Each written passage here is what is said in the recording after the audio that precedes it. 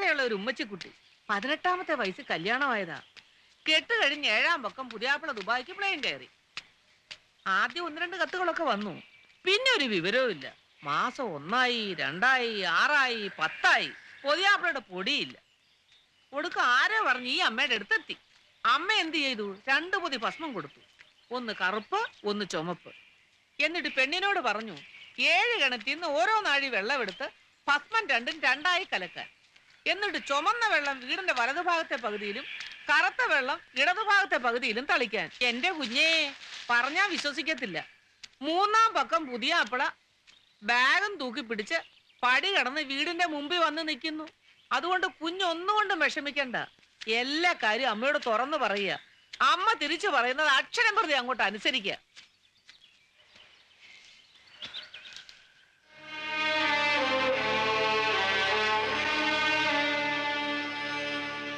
അറിയുന്നു, എല്ലാം അറിയുന്നു. ഞാൻ സ്നേഹിച്ചിട്ടേ ഉള്ളൂ ഒരാളെ, ആ മനുഷ്യനെ മാത്രം. ആ സ്നേഹത്തിന് വേണ്ടി എന്റെ വീട്, എന്റെ സ്വന്തക്കാർ എല്ലാം ഞാൻ ഉപേക്ഷിച്ചു. പക്ഷെ അദ്ദേഹം ഒരു തരിമ്പ് സ്നേഹം പോലും എനിക്ക് തന്നില്ല. മതിയായി, ഇനി എനിക്ക് ജീവിക്കണമെന്നില്ല. അവൻ നീചശക്തിയുടെ സ്വാധീനത്തിൽ പെട്ടുപോയതാണ്. അവനെ തിരിച്ചെടുക്കാം. അമ്മ പറഞ്ഞാൽ ഞങ്ങൾക്ക് വിശ്വാസമാ. അമ്മ ഒരു തകിടെഴുതി പൂജിച്ചു തരാം. അത് ഭദ്രമായി ഒരു കുടത്തിൽ നിക്ഷേപിച്ച് വായുവും വെള്ളവും കടക്കാതെ മൂടിക്കെട്ടി വീട്ടുമുറ്റത്ത് കുഴിച്ചിടണം. മുറ്റത്തവൻ പതിവായി നടക്കാനിടയുള്ള വഴിയിലാവണം നിക്ഷേപം. 101 വട്ടം അവൻ അത് മറികടക്കുമ്പോഴേക്കും എല്ലാം ശരിയാവും. അമ്മയെ വിശ്വസിക്കൂ. വിശ്വാസമാണ് രക്ഷ.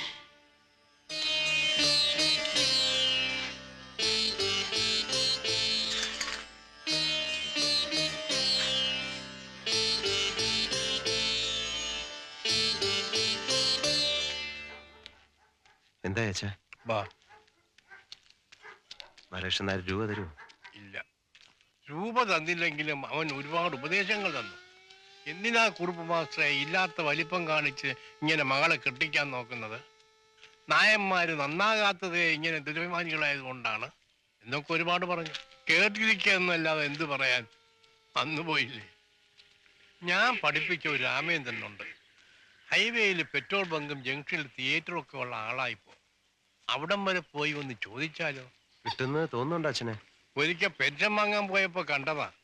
തൊഴുത് വർത്തമാനമൊക്കെ പറഞ്ഞു. അതൊക്കെ ചെയ്യും. ഛേദമില്ലാത്ത കാര്യമല്ലേ. പണത്തിന്റെ കാര്യം വരുമ്പോഴാ. ശരിയാ. പിന്നെ ഇനി ആരാ ഉള്ളത്? ആരാ ഇത്ര പണം തരിക? ഞങ്ങള് മക്കള് കൊള്ളരുതാത്തവരായി പോയത് കൊണ്ടാ അച്ഛനെ ഈ പ്രായത്തിൽ പണത്തിന് വേണ്ടി നാട് നീളെ തെണ്ടേണ്ടി വരുന്നത് അല്ലേ മോനെ? ഞങ്ങളെ ശപിക്കില്ലെന്നറിയാം. എന്നാലും ആ മനസ്സ് നോവുന്നത് എനിക്ക് കാണാം. ഇതിനു വേണ്ടി അച്ഛൻ ഇനി ഒരാളുടെയും വീട്ടു പഠിക്കച്ചെന്ന് കൈനീട്ടണ്ട. ഞാനൊരു ശ്രമം നടത്തട്ടെ.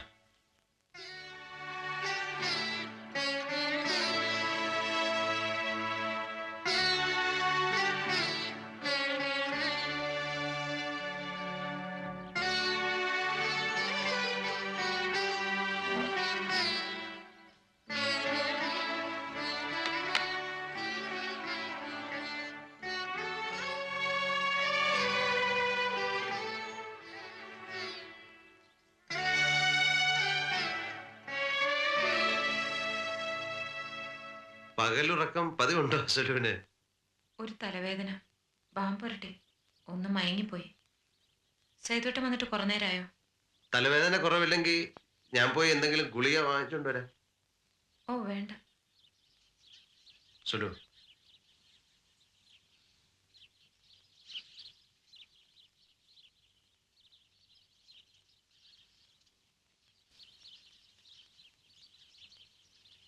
എനിക്ക് അതിപ്പോ എനിക്ക് അടുക്കളയിൽ കുറച്ച് ജോലി ഉണ്ടായിരുന്നു. ഒരു പ്രധാന കാര്യം. ഞാനത് എങ്ങനെ പറയണം എന്നെനിക്കറിയില്ല. പെട്ടെന്ന് മറ്റൊരു മാർഗവും കാണാത്തതുകൊണ്ടാ. അതുകൊണ്ടാ. തെളിച്ചു പറഞ്ഞാലല്ലേ മനസ്സിലാവൂ സേതുവേട്ടാ. അതെ, അതായത് ആശയുടെ കല്യാണം കഴിഞ്ഞാൽ അത് വലിയൊരു ആശ്വാസമായിരിക്കും. സോറി, സുലുവിൻ്റെ കൈവശം കുറെ ആഭരണങ്ങൾ കണ്ടു. അത് വിറ്റാൽ ഉടനെ നമുക്ക് പുതിയത് വാങ്ങിക്കാം. ബുദ്ധിമുട്ടാണെങ്കിൽ ഞാൻ വേറെ. സേതുവേട്ടാ, ഓ, ഇങ്ങോട്ട് നോക്കിയേ. കൊച്ചുനാൾ മുതൽ സേതുവേട്ടൻ്റെ ഒപ്പം കളിച്ചു വളർന്ന സുലോചന ഏത് ഇക്കാലം വരെ ഇതെന്റേത്, ഇത് സേതുവേട്ടൻ്റെതെന്ന് ഒരു വ്യത്യാസം എനിക്ക് തോന്നിയിട്ടില്ല ഒന്നിലും. പക്ഷെ സേതുവേട്ടൻ എന്നെ ഒരു അന്യായിട്ടാ ഇപ്പൊ കാണുന്നത്. അല്ലെങ്കിൽ ഇക്കാര്യം ചോദിക്കാൻ ഇത്രയും മടി കാണിക്കില്ലല്ലോ. അങ്ങനെ സുലു എന്നോടൊരു വാക്ക് പോലും ചോദിക്കാതെ എന്റെ ആഭരണങ്ങൾ സേതുവേട്ടൻ എടുത്തോണ്ട് പോയിരുന്നെങ്കിൽ എനിക്ക് എന്ത് സന്തോഷമാകുമായിരുന്നു. സേതുവേട്ടന് പ്രിയപ്പെട്ടവരൊക്കെ എനിക്കും പ്രിയപ്പെട്ടവരാ. ആശ എന്റെ സ്വന്തം അനിയത്തി തന്നെയാ, അറിയോ?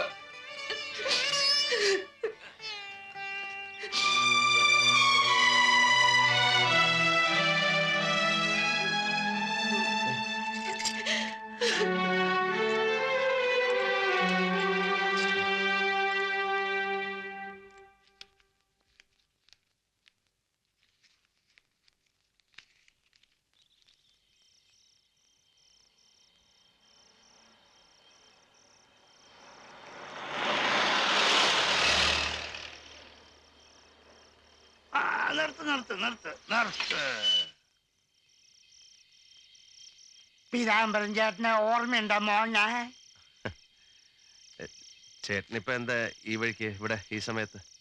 പകല് നീ മുങ്ങിയിട്ട് രാത്രിയിലെ നീ പൊങ്ങൂന്ന് ഞാൻ അറിഞ്ഞു. പൊങ്ങുമ്പോ പിടിക്കാന്ന് കരുതി. ഇപ്പൊ പൊങ്ങി ഞാൻ പിടിച്ചു. മര്യാദയ്ക്ക് എന്റെ കാശാ. അയ്യോ ചേട്ടാ, കയ്യിലില്ലാഞ്ഞിട്ടല്ലേ? കയ്യിലില്ല, പോക്കറ്റിലുണ്ട്. സ്വർണ്ണക്കടയിൽ നീ കാശുമായി ഇറങ്ങി വരുന്നത് കണ്ടവരുണ്ട്. ഞാനോ? അല്ല, നിന്റെ അച്ഛൻ. അത് ഞാനൊരു അത്യാവശ്യത്തിനായിട്ട്. എടാ, അത്യാവശ്യം എനിക്കുണ്ട്. പാപ്പി മര്യാദയ്ക്ക് തരില്ല, പിടിച്ചു വാങ്ങിക്കണം. ഞാൻ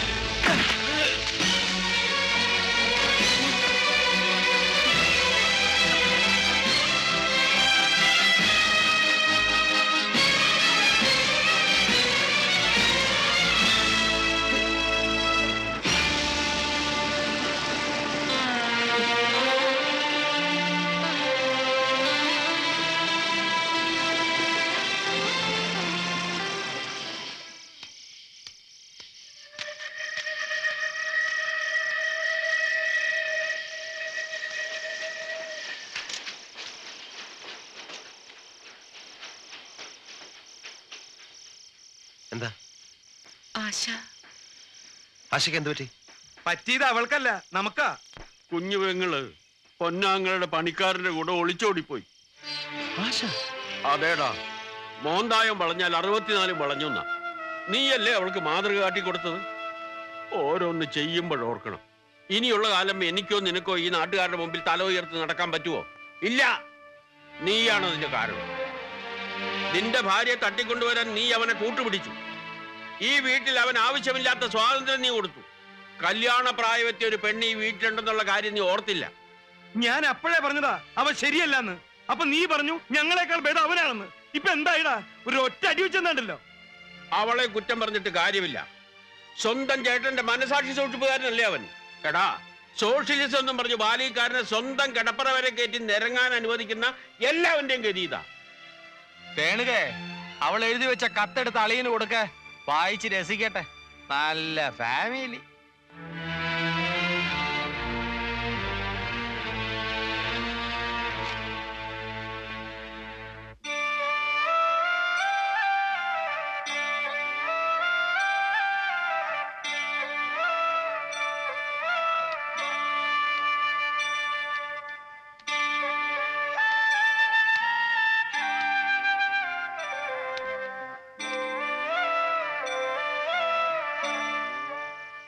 അച്ഛാ,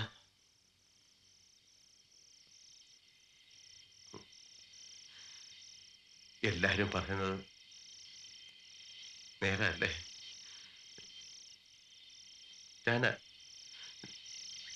ഞാൻ കാരണോ? അല്ല, ഇന്നതൊക്കെ അനുഭവിച്ച് ഞാൻ മരിക്കാൻ പാടുള്ളൂ എന്നുണ്ടാവും. എവിടെ പോയാലും എന്റെ മകൾ സുഖമായിട്ട് ജീവിച്ചാ മതിയായിരുന്നു. മോനിങ്ങി വാ.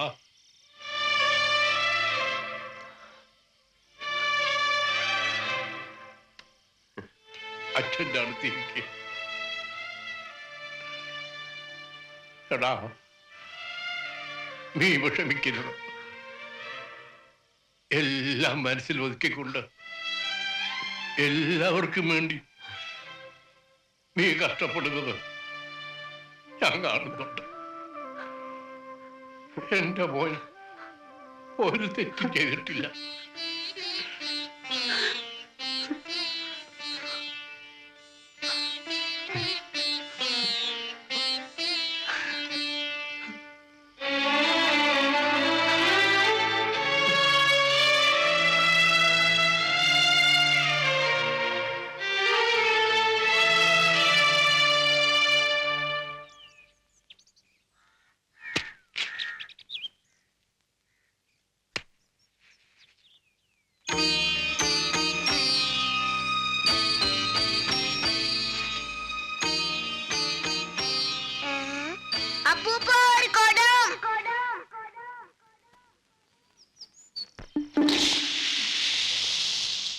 ഇവന്റെ ചേട്ടനൊരു നാറിയും, പക്ഷേ ഇവൻ പാവം.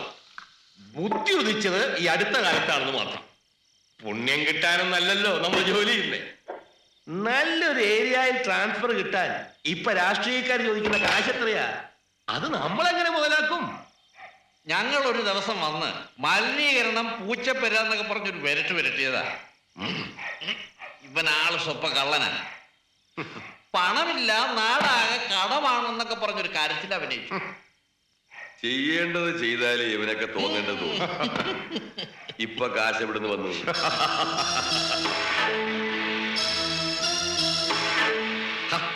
ഇതിനിടയ്ക്ക് താൻ എവിടെ പോയിരുന്നു? ഞാൻ ഈ കെട്ടിടത്തിന്റെ മുകളിലും ചുറ്റിനുമൊക്കെ പെട്രോൾ ഒഴിക്കുകയായിരുന്നു.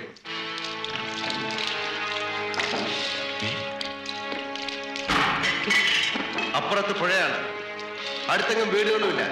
നീയൊക്കെ ഇവിടെ കിടന്ന് നിലവിളിച്ചാൽ പോലും ആരും കേൾക്കില്ല. എന്റെ മുമ്പ് രണ്ട് വഴികളേ ഉള്ളൂ. ഒന്ന്, എന്റെ ഫാക്ടറി തുടങ്ങാൻ ആവശ്യമായ ഈ സർട്ടിഫിക്കറ്റുകൾ നിങ്ങൾ ഒപ്പിട്ട് തരിക, അല്ലെങ്കിൽ ഞാനും നിങ്ങളും ഈ കെട്ടിടവും ഇവിടെ കത്തിച്ചാമ്പലാവും.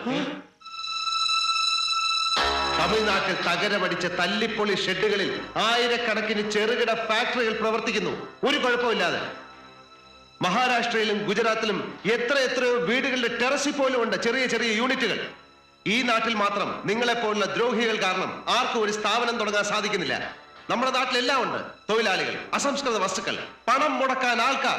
എന്നിട്ടും നമ്മുടെ നാട് ഒരു കൺസ്യൂമർ സ്റ്റേറ്റ് ആണ്. എന്തുകൊണ്ട്? നിങ്ങൾ കാരണം, നിങ്ങളുടെ നിഷേധാത്മക സമീപനം കാരണം. ദ്രോഹികൾ, റാസ്കൽസ്.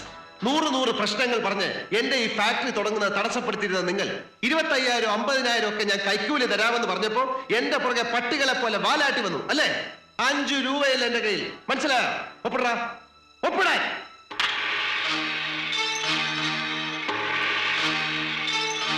ഒപ്പിടുന്നോ അതോ ഇവിടെ കിടന്ന് കത്തിച്ചാമ്പലാവണോ?